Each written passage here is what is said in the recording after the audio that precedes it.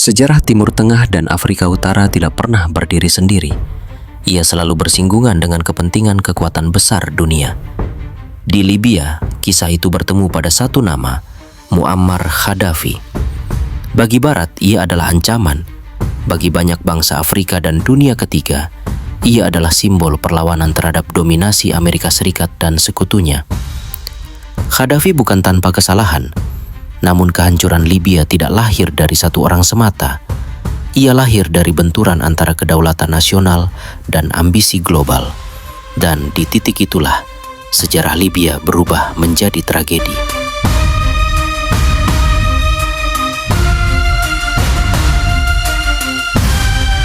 Muammar Gaddafi lahir di keluarga Badui sederhana, di tengah padang pasir Libya yang keras dan tak ramah. Ia tumbuh jauh dari kota, jauh dari kekuasaan, dan jauh dari privilege. Namun justru dari keterasingan itulah kesadarannya terbentuk. Libya pada masa kecil Gaddafi adalah negara yang baru merdeka, namun belum berdaulat sepenuhnya. Pangkalan militer Amerika Serikat dan Inggris masih berdiri. Sumber daya minyak dikuasai perusahaan asing.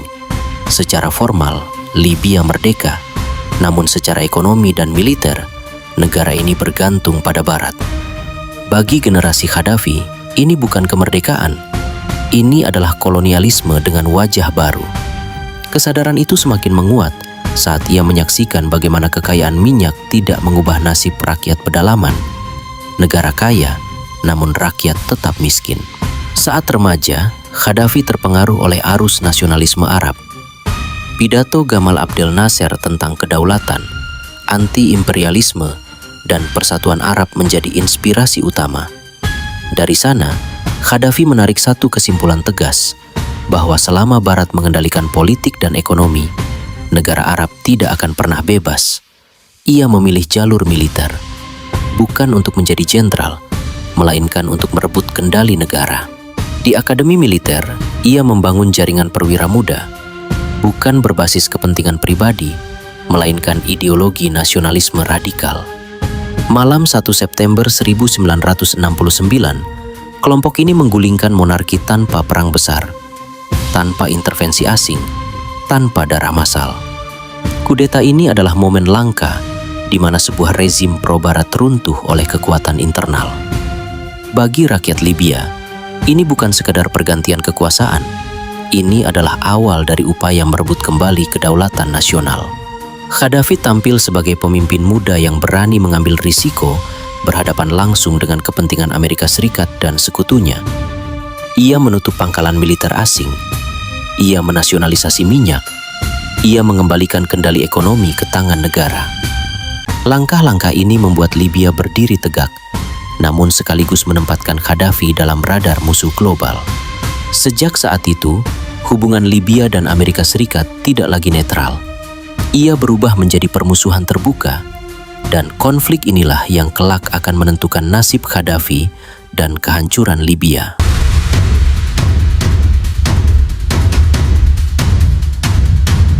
Setelah berkuasa, Muammar Gaddafi bergerak cepat. Sasarannya jelas, kedaulatan ekonomi.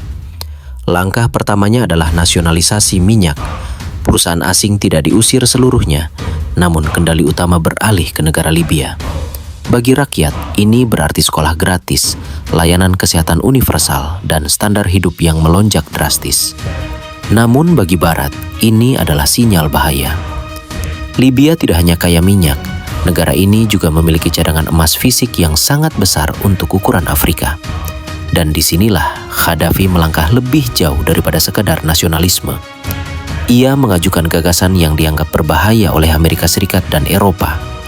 Perdagangan minyak dan sumber daya Afrika menggunakan emas, bukan dolar Amerika Serikat atau euro.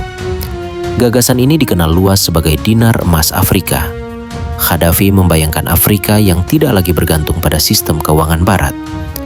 Negara-negara Afrika menjual minyak, gas, dan mineral dengan standar emas, bukan mata uang fiat yang dikendalikan Washington dan Brussels. Jika rencana ini berhasil, dampaknya akan besar.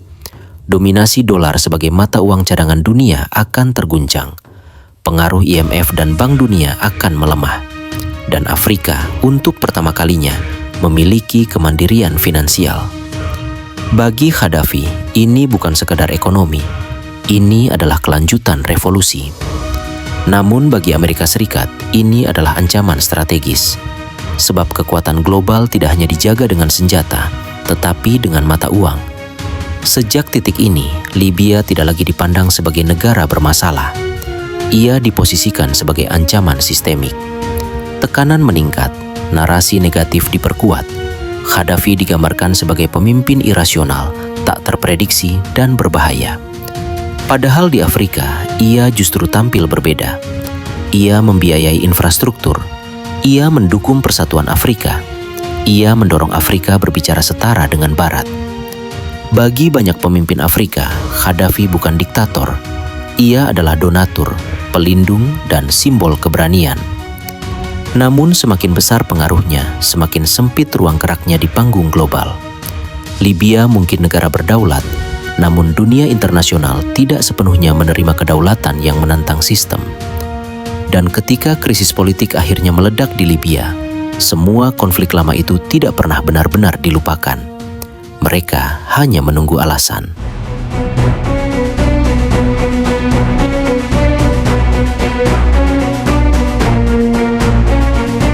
Memasuki dekade 2010-an, Libya berada di persimpangan sejarah. Secara ekonomi, negara ini relatif stabil. Pendapatan minyak tinggi, standar hidup rakyat termasuk yang terbaik di Afrika. Namun secara politik, ketegangan lama tidak sepenuhnya hilang. 40 tahun kekuasaan menyisakan oposisi, baik yang nyata maupun yang dipelihara dari luar. Ketika gelombang Arab Spring menyebar dari Tunisia dan Mesir, Libya tidak berdiri dalam ruang hampa. Protes di Benghazi tidak muncul begitu saja. Ia tumbuh di atas ketidakpuasan lokal, konflik suku, dan kepentingan geopolitik yang sudah lama mengintai. Pemerintah Libya merespons keras, sebagaimana banyak negara lain di kawasan saat itu. Namun, respons Libya segera dibingkai berbeda. Narasi kemanusiaan mulai dibangun. Istilah pembantaian massal digunakan sebelum investigasi tuntas. Media internasional bergerak cepat. Opini publik global dibentuk. Dalam waktu singkat, Dewan Keamanan PBB mengeluarkan resolusi 1973. Zona larangan terbang diterapkan atas nama perlindungan warga sipil. Namun di lapangan, zona larangan terbang berubah menjadi kampanye militer penuh. NATO tidak hanya menghentikan pesawat Libya, mereka menghancurkan tank, markas, jalur logistik, dan infrastruktur negara. Ini bukan lagi perlindungan sipil, ini adalah intervensi langsung dalam konflik domestik. Amerika Serikat bersama Prancis dan Inggris memainkan peran sentral. Mereka menentukan target, mereka mengendalikan udara, dan mereka memastikan satu hal terjadi. Rezim Libya harus jatuh. Bagi Gaddafi, ini bukan perang saudara semata. Ini adalah invasi terselubung. Ia berulang kali menyatakan bahwa Libya sedang diserang karena menolak tunduk pada sistem global yang dikendalikan Barat. Minyak, emas, dan gagasan dinar emas Afrika tidak pernah benar-benar hilang dari ingatan Washington dan Brussel. Ketika NATO menghancurkan struktur militer Libya, keseimbangan perang berubah total. Pemberontak yang sebelumnya terdesak mendapat keunggulan mutlak. Bukan karena kekuatan sendiri, melainkan karena dukungan udara asing. Di titik ini, nasib Libya tidak lagi ditentukan di Tripoli, melainkan di ruang rapat ibu kota Barat. Gaddafi bertahan. Ia menolak mundur. Ia menolak melarikan diri. Baginya, menyerah berarti mengakui bahwa Libya tidak berhak menentukan nasibnya sendiri. Namun melawan kekuatan udara global adalah pertarungan yang timpang. Satu demi satu kota jatuh, negara mulai runtuh, dan sejarah Libya bergerak menuju bab terakhirnya.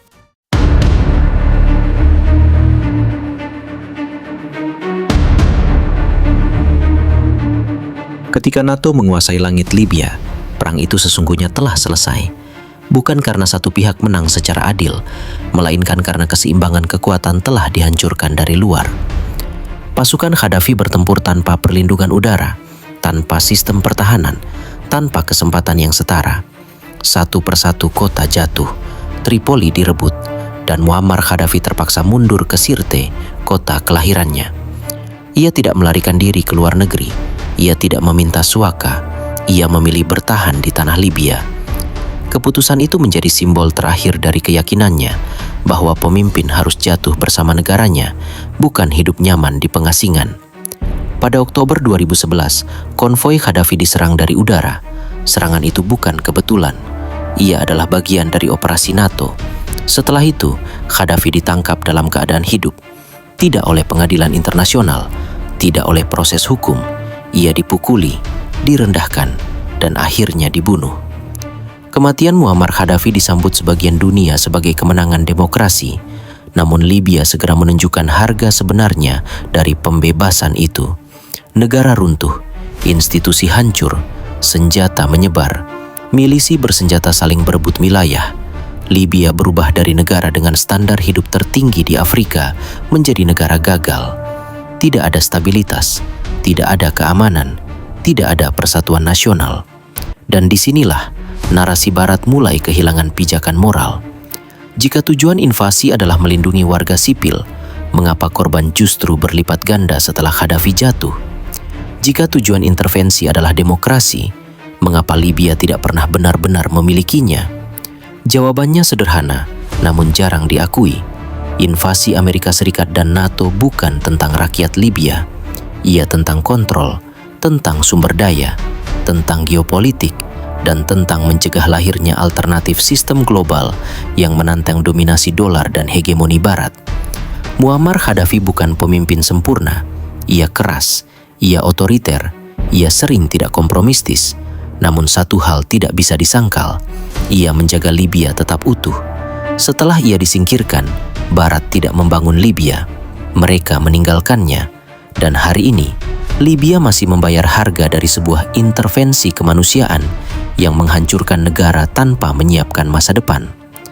Sejarah akhirnya mencatat Muammar Gaddafi bukan hanya sebagai pemimpin kontroversial, tetapi sebagai simbol perlawanan terakhir Afrika Utara terhadap tatanan dunia yang tidak memberi ruang bagi kedaulatan sejati.